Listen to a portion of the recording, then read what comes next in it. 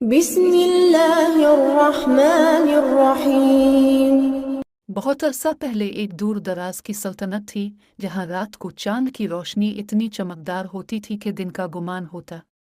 وہاں کی شہزادی اپنی خوبصورتی کے ساتھ ساتھ اپنے دل کی نرمی اور ذہانت کے لیے بھی مشہور تھی۔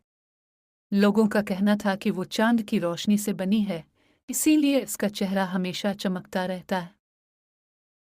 لیکن اس سلطنت کے پاس ایک پراسرار راز تھا۔ ہر 100 سال میں ایک دن ایسا آتا جب چاند کی روشنی اچانک غائب ہو جاتی اور تاریکی پوری سلطنت کو اپنی لپیٹ میں لے لیتی تھی۔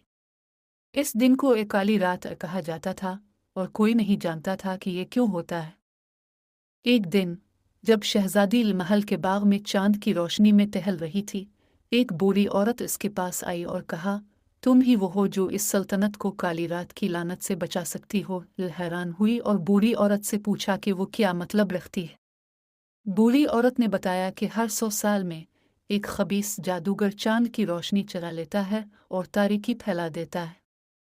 صرف شہزادی ہی اپنے دل کی پاکیزگی اور چاند کی روشنی کی طاقت سے جادوگر کو شکست دے سکتی ہے۔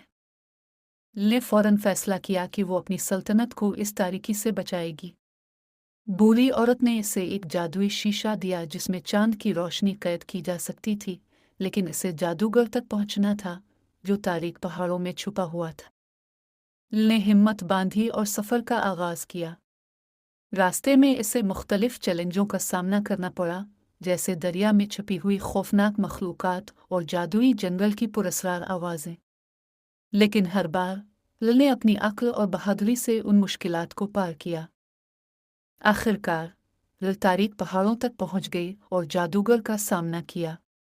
جادوگر نے اس پر حملہ کیا، لیکن نے چاند کی روشنی کا جادوئی شیشہ نکالا اور اس کی روشنی کو جادوگر کی آنکھوں میں ڈال دیا۔ جادوگر چیختے ہوئے پگھل گیا اور اس کا سارا جادو ختم ہو گیا۔ چاند کی روشنی دوبارہ واپس آ گئی اور سلطنت ہمیشہ کے لیے تاریکی سے آزاد ہو گئی۔